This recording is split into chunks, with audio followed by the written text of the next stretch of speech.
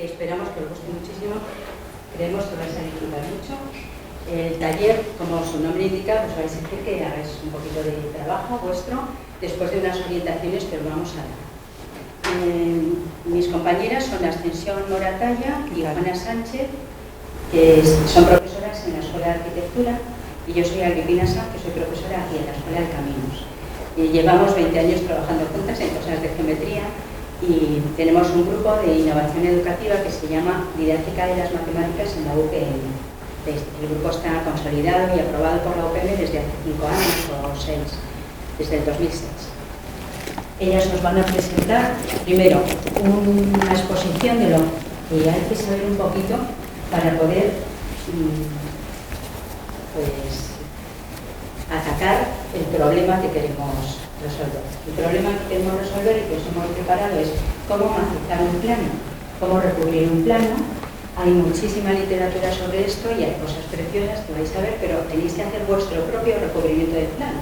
No vale invitar a Excel, no vale hacer mosaicos de la Alhambra, sino que tenéis que hacer cada uno el propio vuestro. Bueno, pues esa es la tarea práctica que tenéis que llevar a cabo.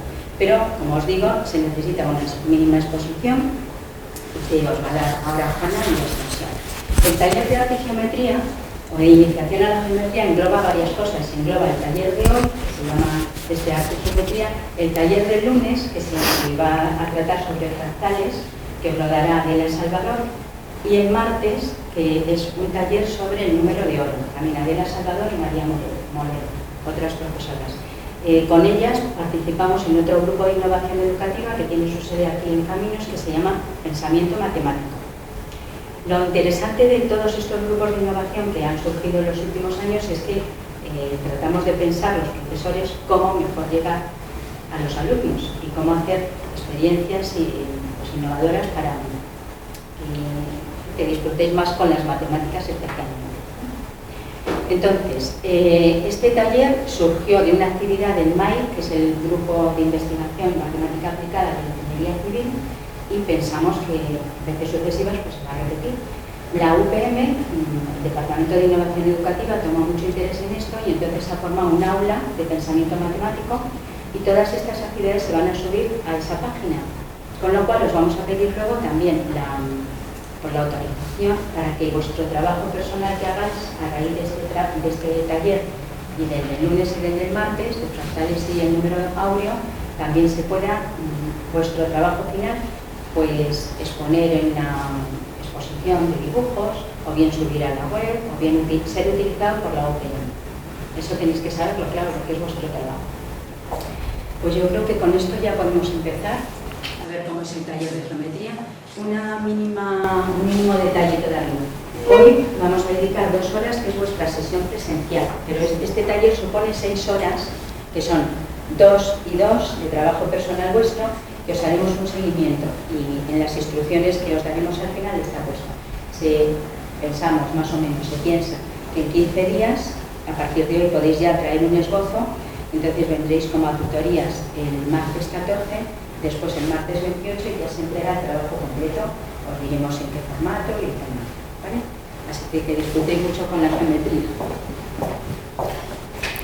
Ya os ha comentado Agripina que yo me llamo Juana María y soy una de las 3 personas que están intentando trabajar y darle un nuevo enfoque a este tema de las matemáticas y de la geometría que todos estáis tratando, porque creo que sois de ingeniería todos prácticamente, ¿no?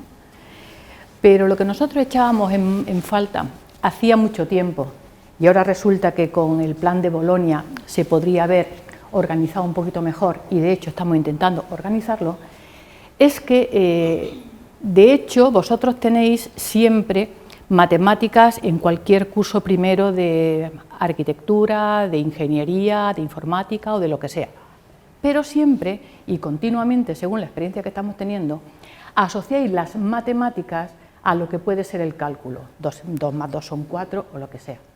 Queda otra parte de la matemática, que es la geometría, en la que el cálculo no está presente, incluso que a lo largo de la historia ha visto mal el cálculo, en que esa faceta, ya os digo, ha estado siempre presente y, de hecho, se sigue utilizando con otro enfoque, pero con los mismos principios que hace muchísimo tiempo. Hemos querido empezar la presentación con una imagen. Esa es una celosía de la mezquita de Córdoba. Es una celosía en que estaréis de acuerdo y siempre hemos visto que la geometría está presente. A lo mejor no calculaban como nosotros porque ni siquiera tenían nuestros números, pero desde luego esa geometría permanece ahí. Y de hecho, a lo largo de la historia, en cualquier diseño, en cualquier proyecto que se pueda hacer desde cualquier punto de vista, vosotros pensáis que no hay matemáticas, pero siempre hay una geometría subyacente que en realidad es el principal principio que le da vida a ese diseño. Entonces, de los dos enfoques que nosotros conocemos dentro de la docencia de la UPM en matemáticas, de esa parte de cálculo y de esa parte formal o de geometría, hemos optado por la puramente formal, teniendo en cuenta que desde el principio eso ha permanecido. No me digáis que Pitágoras, de ese teorema que vosotros conocéis, a cuadrado más b cuadrado igual a c cuadrado, estaba así al principio, porque ni estaba la a, ni estaba la c, ni estaba nada. Pitágoras tuvo que demostrar y tuvo que analizar su teorema desde un punto de vista de la imagen. Se hacía un dibujo, se razonaba sobre él, se sacaban consecuencias y desde luego ese discurso de operaciones al que nosotros le tenemos ahora tantísimo miedo no existía. ¿Qué pasó? Va pasando el tiempo, la matemática va evolucionando, reglas de cálculo, lo que sea, cálculo. Pero desde luego la geometría ha permanecido invariante, aunque en el momento histórico haya ido cambiando y haya sido distinta la forma de conocerla y de estudiarla y de plantearla posteriormente. Nos vamos a quedar precisamente, ya os digo, con esa parte de la geometría que es simbólica, con esa parte porque nos lleva a algo que llevamos dentro de nuestras carreras, que es al diseño, que es a la forma, que es a la imagen. ¿De acuerdo? Algo tenía que haber como tema del taller y nos hemos metido en la macización del plano. Desde luego, un mosaico, vosotros lo sabéis, también se ha hecho desde siempre, pero hay dos tipos de concepto de mosaico. El primero, el artístico, cuando un señor cualquiera recubría una superficie con teselas pequeñitas de colores y le iba dando una imagen. No es ese el mosaico en el que nosotros nos vamos a centrar. Ese estaba en Bizancio, estaba en Mesopotamia, me da igual.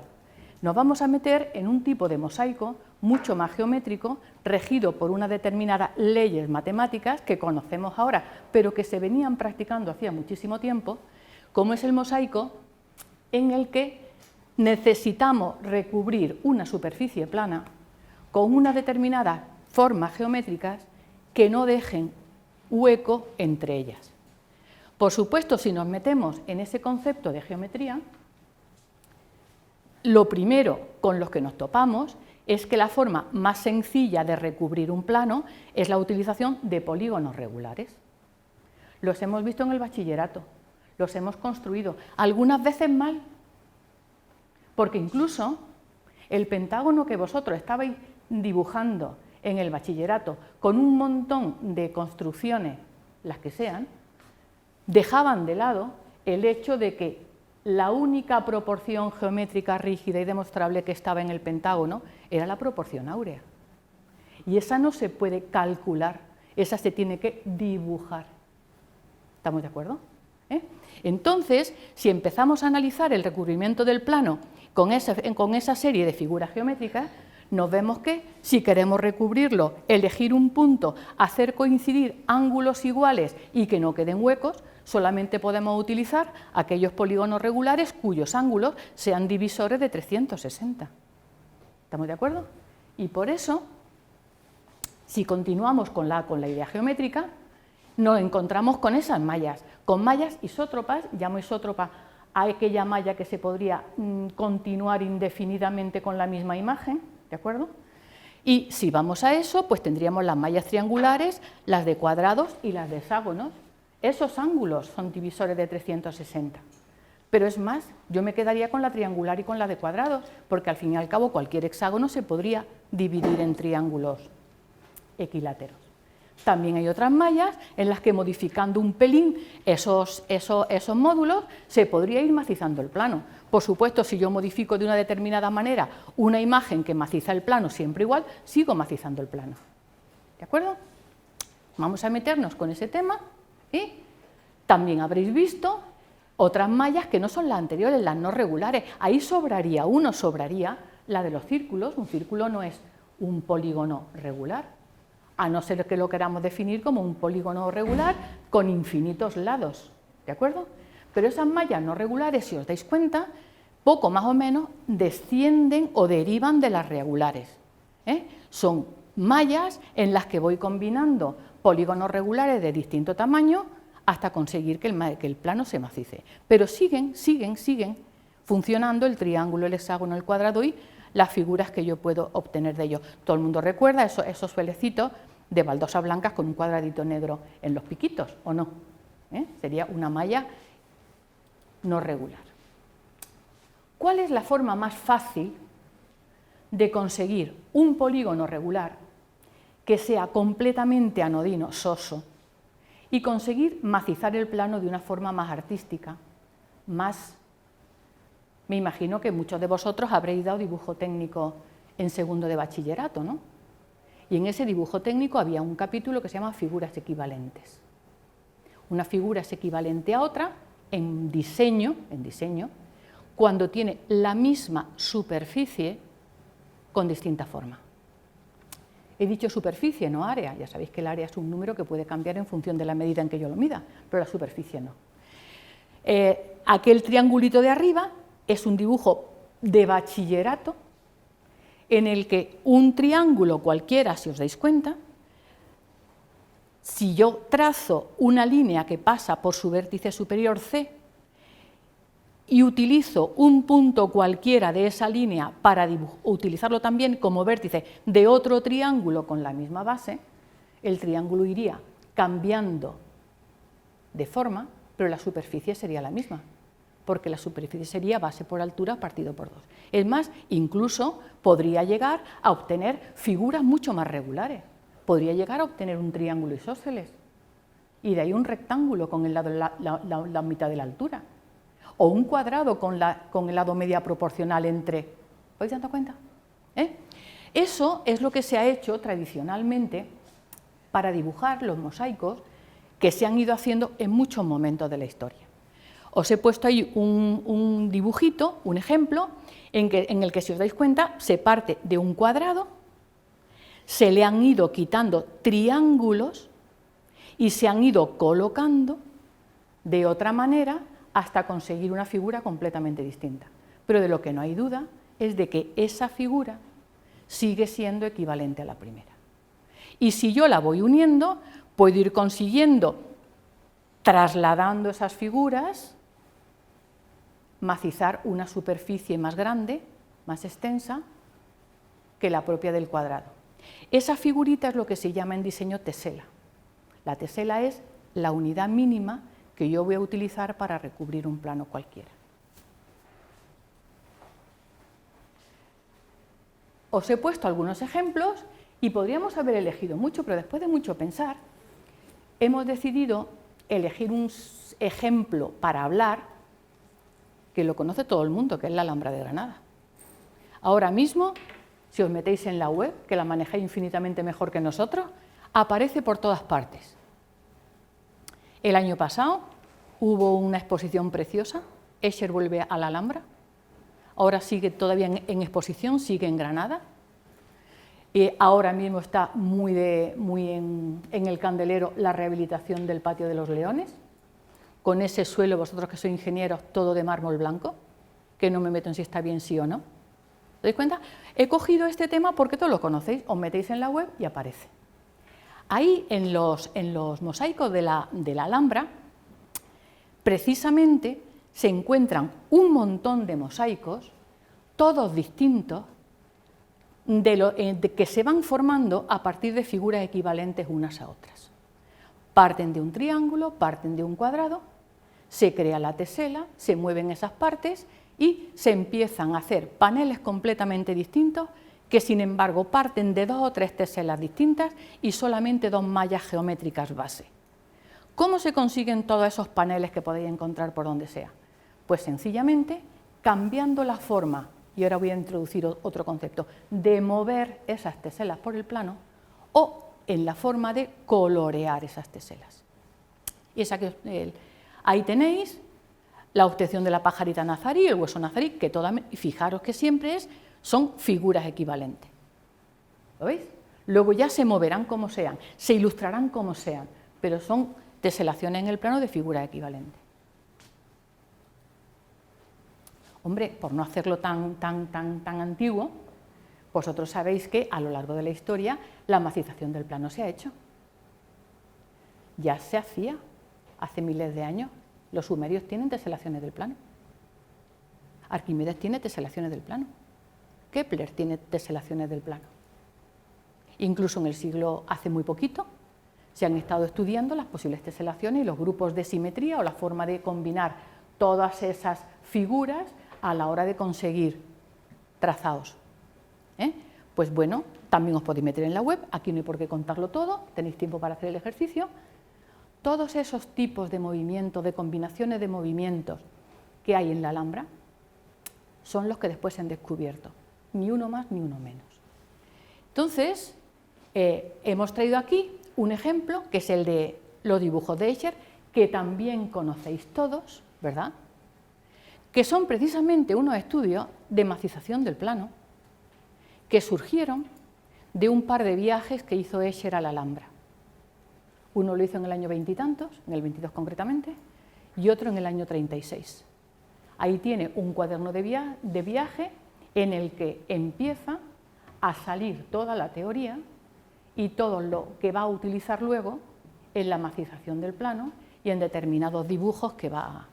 Os he traído una figura equivalente en la que funciona un rombo, en la que funciona un paralelogramo, de forma que no hace falta que para hacer el diseño partáis de un triángulo o un cuadrado. Una figura equivalente a otra puede salir de una figura con cualquier tipo de superficie, siempre que se quite un cachito y se le coloque en otro sitio igual. ¿Vale?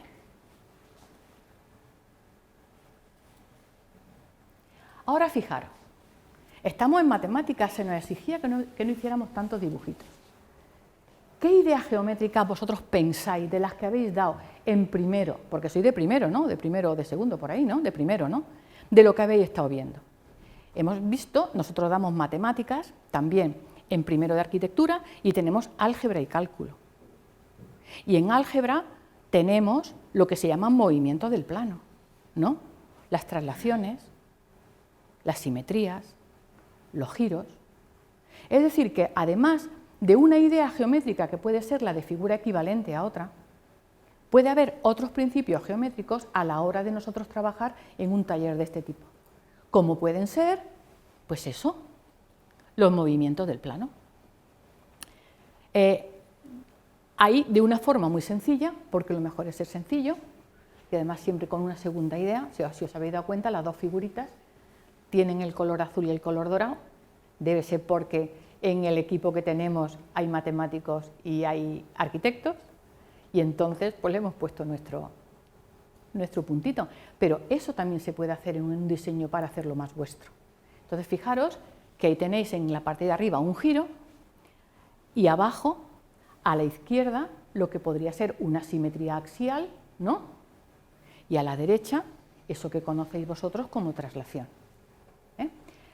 Todo lo que tienen estos movimientos del plano en común es precisamente que cuando yo lo hago, estoy utilizando figuritas que cuando yo las muevo, las traslado, mantienen el tamaño. Eso es lo que llamabais isometrías. ¿Os acordáis? Isometrías eran esos movimientos en los que yo manejaba elementos que movía en el plano con ayuda de una matriz, ¿os acordáis? Y que sin embargo mantenían mantenían el tamaño. Por supuesto, aquí nos podríamos meter en la estructura geométrica que ese movimiento junto con sus propiedades podría tener. También conocéis el concepto de estructura, ¿no?, algebraica. Cuando tengo una operación, tiene unas determinadas operaciones, pero en eso no vamos a entrar porque, por supuesto, ya lo habéis dado, ya os habéis examinado, ya lo habéis olvidado, ¿vale? Entonces, viendo eso, como os estaba diciendo, nos vamos a meter en el análisis que también se planteaba en este tipo de talleres, análisis de la geometría, ponía en los paneles estos que han colgado en la web, de forma que hagamos su análisis estudiando, viendo, mirando edificios, ¿os acordáis? Contemporáneos, ¿os suena eso? Yo sí me lo he mirado. Yo que cuando voy a hacer una cosa me miro lo que pone la web. Entonces vamos a ver en una serie de momentos históricos algo que vaya encajando, y yo ya os digo, yo ya me he quedado con la Alhambra. Os aconsejo ese libro que tenéis ahí abajo, es lo mejor que se ha escrito sobre la Alhambra, recoge una serie de artículos que hicieron esos dos arquitectos en un momento determinado y que se publicaron por entregas en un periódico inglés, y además, aparte de datos históricos y datos de láminas preciosos, lleva detrás una historia humana también muy bonita. No apta para aquella época, pero en esta sí que se puede hablar tranquilamente de ella. Pues entonces, aquí, en esa Alhambra, hay sitios como este, el patio de la Alberca, que es ese espacio rectangular con una lámina de agua en el centro, que en el norte y en el sur existen 4 divanes, y uno de ellos es este. Es un sitio donde se sentaban a reposar y en el que, como veis, están colocados, están diseñados algunas de las macizaciones del plano con el que estábamos hablando. Este concreto parte de la pajarita nazarí, un diseño básico que luego se iba completando con un montón de figuras geométricas que están perfectamente presentes a lo largo de la cultura árabe. Como curiosidad os comentaré que durante muchísimo tiempo esa franja blanca que veis ahí se pensó que estaba por restaurar, se estuvo viendo a ver qué ha pasado, que se ha ido, que no se ha ido, que han quitado, y era una franja blanca. Luego se ha descubierto que se quedaba así porque era una repisa donde se colocaban las flores y los adornos que se iban a usar mientras se descansaba ahí, o sea que era blanca como siempre. Pero ¿qué pasa? Si os habéis dado cuenta, en la cultura árabe, por mandato del Corán, dicen, no se podían hacer figuras, no se podían representar figuras de humanos y de animales. Entonces, yo creo, y cuando digo yo creo no meto a nadie, que todo ese potencial que tenía el mundo de Occidente y que se fue desarrollando en pintura, escultura, arquitectura, y que tenía como base esa idea de poder o esa idea religiosa, esa idea de itinerancia, esa idea de peregrinación, y que se ha ido desarrollando en los árabes, tuvo que desarrollarse desde el punto de vista geométrico, dándole a la decoración una idea, una imagen no figurativa desde el punto de vista de la vida de un animal o de una persona, pero que pudiese decorar perfectamente esa arquitectura. En ese diván, todo lo que tenéis ahí dibujado, que parecen adornos, son frases del Corán, en el que se reza, en el que se va diciendo cosas, y por supuesto una decoración que tiene que ser rica como correspondía a esa cultura árabe que tenemos en España y que se encarga de mantener viva mucha de la tradición de libros que se está perdiendo desde el punto de vista del conocimiento occidental. Es una época muy culta y que se desarrolla de esa manera. Ahí ya nos vamos a un poquito, ¿veis? Esa malla se podría generar de una forma triangular sobre una malla como la que os vamos a dar ahora. Eso sería una malla triangular. Esta sería una malla en cuadrícula. También es un yeso que está en la Alhambra. Si os vais dando cuenta, se puede hacer perfectamente por figura equivalente sobre una cuadrícula, generando otra imagen que de alguna manera se pueda colocar sobre una pared o sobre un decorado, de la cultura que luego vino influenciada por los diseños árabes. Y igual que esas dos, pues todo lo que podamos encontrar en ese edificio, pues son esas teselas y se van viendo en un montón de dibujos. Ahora bien, me dirán, vaya, nos ha contado la Alhambra y qué tiene que ver con nosotros. Porque eso fue hace un montón de años. La cultura nazarí estuvo del año 12 hasta el año 15. Y es más, en la decoración árabe geométrica, al principio se hacía a base de unos artesanos que le iban haciendo más o menos sin rigor geométrico hasta el siglo XIV, que ya empieza a meterse el dibujo con escuadra y cartabón. Eso nos queda muy lejos. Nos vamos a la Alhambra, lo vemos tranquilamente y qué bien. Pero es que el tiempo ha pasado. Y eso que nos parecía tan lejano, pues se ha ido utilizando en otros momentos por otros autores. Ahí tenéis un dibujo de Escher del año 22, es del primer viaje a la Alhambra. Escher, ya sabéis que, como todos los genios, pues fue mal estudiante, empezó arquitectura, lo dejó, luego se dedicó a viajar, se fue a Italia, por supuesto viajó 2 veces a España, conoció la mezquita, conoció la Alcazaba, conoció la Alhambra, y en ese tiempo, cuando volvió, empezó a hacer en un cuaderno de viajes una serie de estudios, una serie de dibujos a mano alzada, que luego fue perfeccionando y que le sirvieron de base a muchos de los dibujos que luego hizo. Esto es ahí ya lo veis, es del año 36, son dibujos de Escher en la Alhambra, en que está hecho, pues lo veis, el pétalo con un lapicito de colores.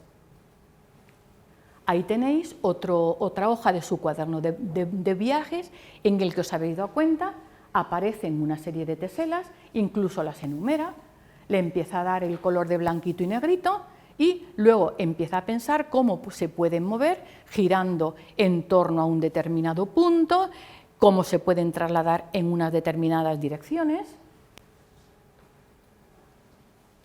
Incluso en ese cuaderno de viajes se empieza a ver, como por ejemplo en ese dibujo, que le llama la atención, un primer boceto de lo que luego puede ser esa serie de dibujos que se llaman al infinito, que son uno de los que con los que más hincapié se ha hecho la exposición que se tiene en Granada, y a la derecha veis el dibujo geométrico sobre el que luego encaja figuras equivalentes que ahora ya no son geométricas, sino que empiezan a tener forma pues, de animales, de peces o de lo que sea.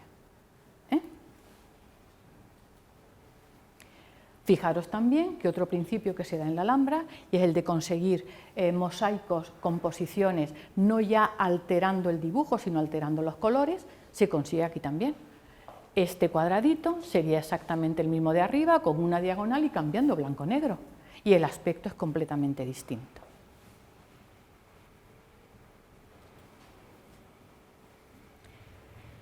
Eso nos parece muy lejano, pero es que esa idea continúa. Y yo me he traído un trabajo para compararlo con ese de la Alhambra, y es la fachada del Instituto del Mundo Árabe, que en el año 81 aparece en un concurso para llevar a cabo un edificio que un grupo árabe quiere introducir en París, de forma que sea el escaparate de su cultura en ese país. En Francia hay mucho habitante árabe y se pretendía de esa manera tener un centro que distribuyese esa cultura. Se hace un concurso en el año 81, lo gana Nouvel, y la causa de que gane ese concurso, también tenéis en internet el proyecto, no es el diseño del edificio, que puede ser un edificio completamente occidental. La idea es que la presentación de ese edificio, si os dais cuenta, es un mosaico árabe. Es un mosaico en el que, basándose y analizando diseños como los que pudiese haber en la Alhambra, se crea algo que trate de mantener la idea tradicional árabe, dándole el punto de modernidad que se necesita en un edificio de 1980. Eso que tenéis ahí, si os dais cuenta, cada uno de los paneles es como una celosía. Hacia adentro se crea esa idea de penumbra, de intimidad que tiene cualquier edificio de carácter árabe. Pero el punto de modernidad también se da, y de tecnología, como exigía un edificio de los años 80, en el momento que cada una de esas celosías, en las que se sigue el trazado y las figuras geométricas árabes, se diseñan de forma completamente moderna. Esos agujeritos que tenéis ahí, esos que tratan de tamizar la luz, están hechos con células fotoeléctricas y son como el objetivo de una cámara fotográfica que tamiza la luz en función de la luz que hay fuera. Se van cerrando, se van abriendo, y van consiguiendo lo que se pretende. Fijaros el tamaño de esas células.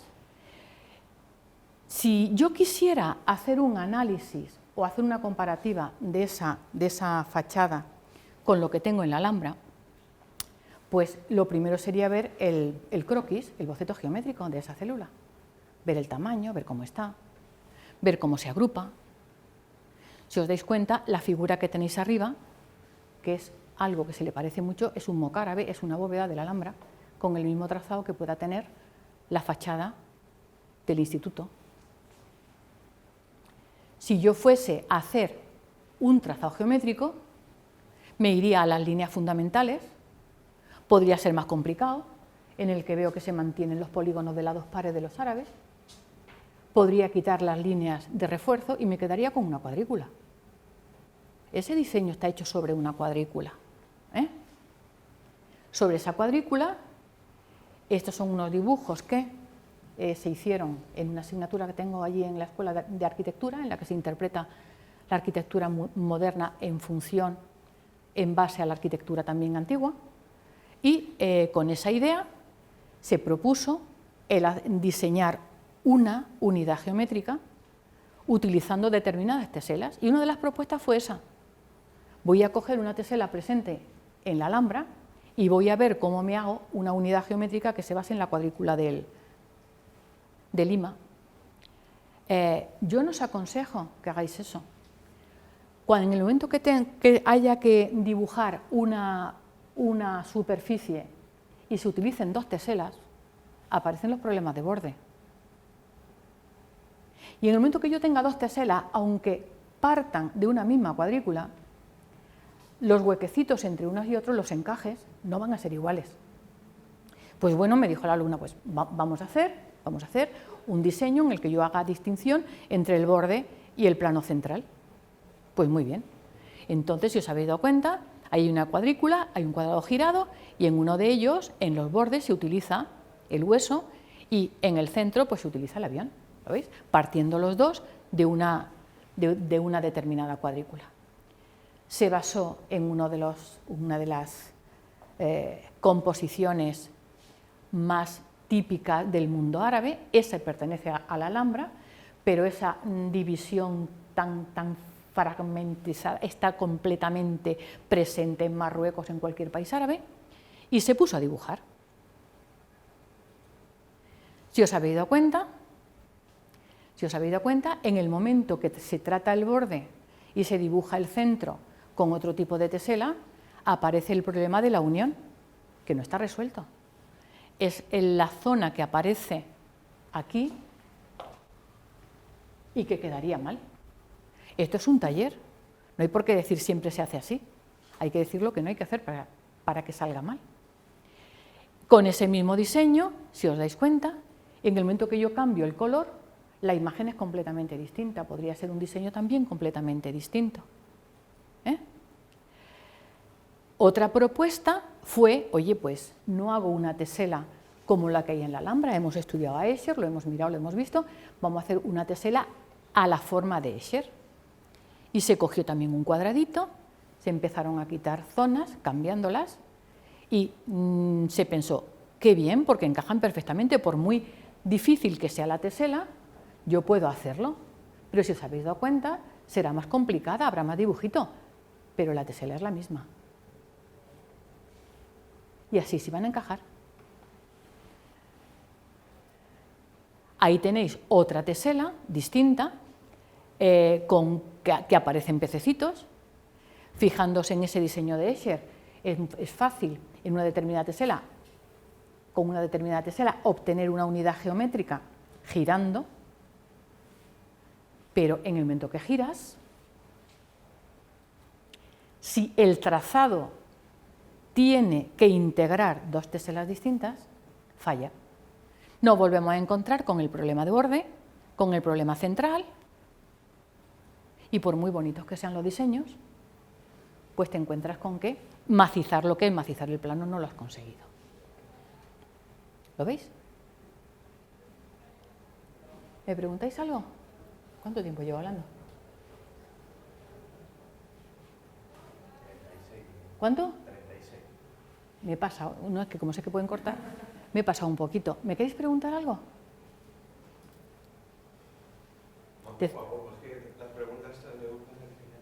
¿Perdona? A mí se me ha olvidado ya al principio. ¿Se te ha olvidado el principio? Ahí voy. Una cosa que decías del simbolismo, ¿no? Sí. Del mundo árabe, pues no puede utilizar, tenían prohibido. Pues, Eso dicen, sí. Humanas, Sí. divinas, pues, No conozco el tema a fondo, ¿eh? no, Sí. son como comentarios. Sí. Un poco leyendo sobre eso, Sí. sí que me interesa. Lo que hacen mucho los árabes es precisamente buscar ese simbolismo que no les está permitido representar como una humana, precisamente con números. O sea, con el número 5, con el número 8 que estamos presentes. Ellos sugieren, no presentan, sugieren. Y todo, pero vamos, yo lo he apuntado muy ligeramente. Hace poco también hubo un concurso en un país de estos como árabe y un estudio muy potente americano hizo una propuesta, la mejor, sin darse cuenta de que la plaza que planteaba era una plaza en forma de estrella, pero tenía un número impar de puntas. Imposible. No busques una estrella en el mundo árabe con un número impar de puntas. Tienen 6 o tienen 8. Se le hicieron cambiar. Eso es, eso ya si empezamos a adentrar, podríamos hablar, pues tiempo y tiempo y tiempo. Eso es cierto. Y están dispuestos a renunciar a muchas cosas formales en el momento que utilizan la sugerencia.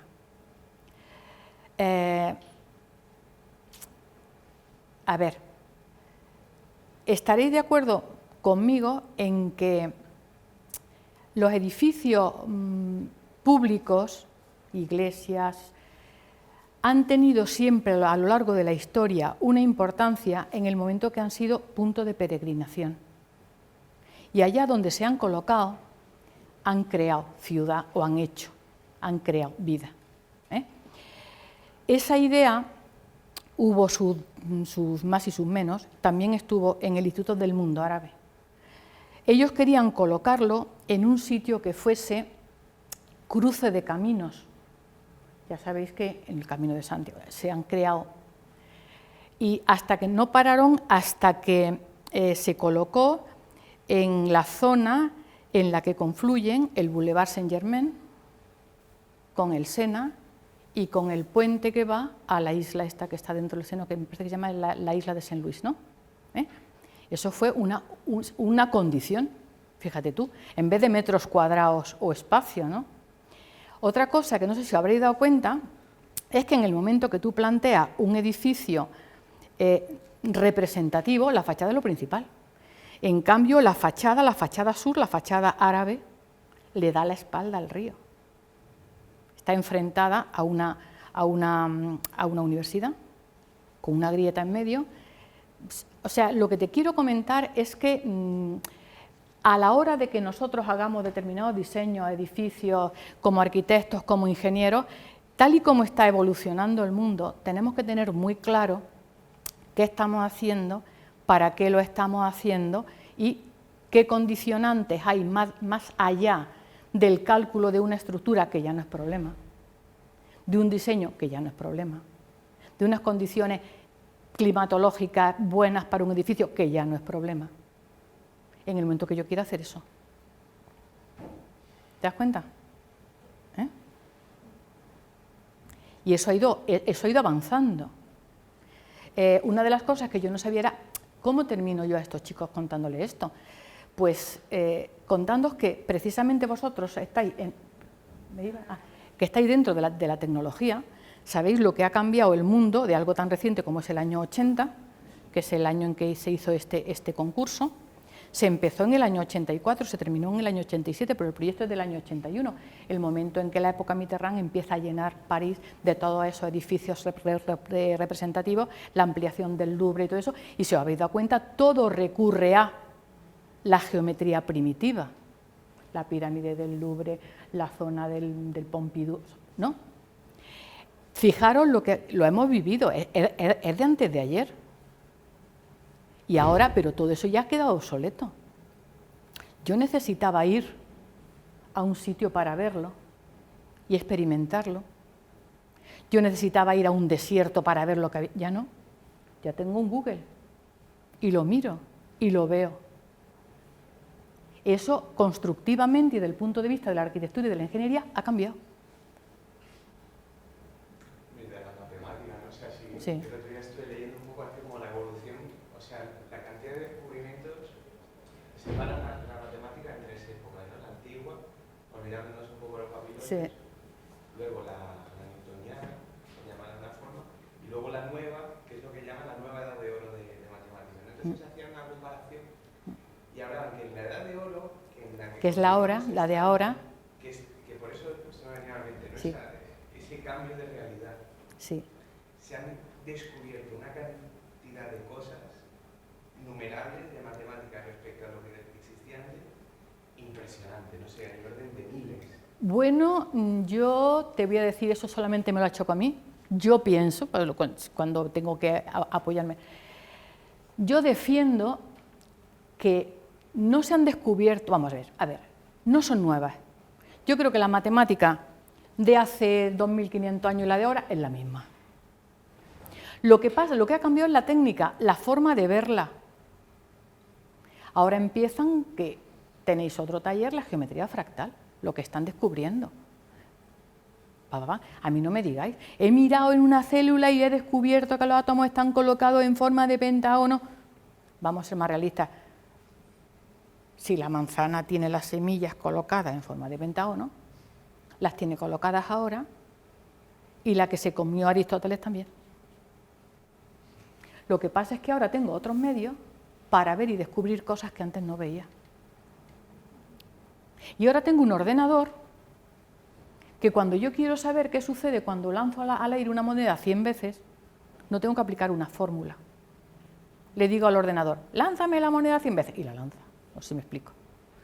Se está removiendo todo, y yo creo precisamente que todos esos avances está haciendo que la geometría vuelva al principio. Que la geometría vuelva a la idea, a la imagen, porque el cálculo ya no es problema.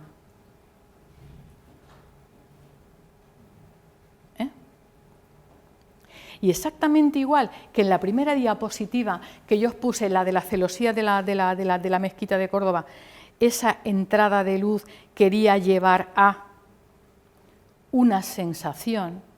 Yo creo que ahora también los edificios modernos venden eso, venden experiencias, venden sensaciones. Y se han convertido en sitios de peregrinación como antes, aunque ahora ya no vayamos a una iglesia, vayamos a un museo. Pensad en el Guggenheim. Y por eso, como, si no me decís nada, como última foto, para deciros gracias, me he traído la imagen, todavía no es real, es un proyecto, está en la imagen de el Museo del Louvre, que se va a hacer o va a estar en Abu Dhabi y que va a hacer Nubel, el mismo arquitecto del Instituto del Mundo Árabe. Lo que os quiero decir, y en ese museo, que va a ser el Louvre, pues es un diseño de casitas fragmentadas, como puede ser un poblado árabe, donde se trabaja con una cúpula que deja entrar la luz para crear un determinado ambiente, una determinada magia del lugar, de la misma forma que lo podía dejar una celosía o lo podía dejar la bóveda de un baño árabe, lo tenéis en la Alhambra. Y de lo que se trata es precisamente de crear eso, una sensación. Yo puedo ver ya con mi Google la imagen de algo que está ahí, pero lo que está claro es que si quiero experimentar esa sensación, tengo que ir a ese edificio, recorrerlo y experimentarlo, que es un poco la idea de hace unos cuantos años del Museo Judío de Libeskiy en Berlín, o los museos que hace un Tadao Ando en Japón. Es la sensación, es la experiencia.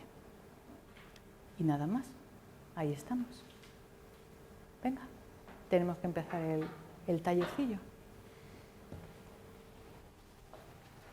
Bueno, los compañeros de clase están grabando la sesión, se van a llevar el trabajo, lo van a dejar en internet, en las plataformas de la UNED, donde podéis publicar, ¿no? Pero ahora mismo, en el trabajo aquí en clase, vamos a hacer eso. Pues vamos a repartir unas plantillas, que es lo que habéis estado viendo durante esas sesiones. Y sobre esta plantilla os vais a poner a trabajar. Entonces, las clases las vamos viendo, el trabajo es vuestro, es creativo, y os he dicho a Agripina que nos tenemos que ver 2 veces más. Para ver esta advice, si necesitáis ayuda os hemos dejado también un correo electrónico, no es una web que os vamos a dar. Bueno, pues, si os apetece uniros por parejas, por comentar lo que vais haciendo, pues muy bien, pero bueno, luego cada uno... Pues, si queréis preguntar también, si queréis hacer otras preguntas de otro tipo, lo que os dé la gana, ¿vale? Lo que queráis.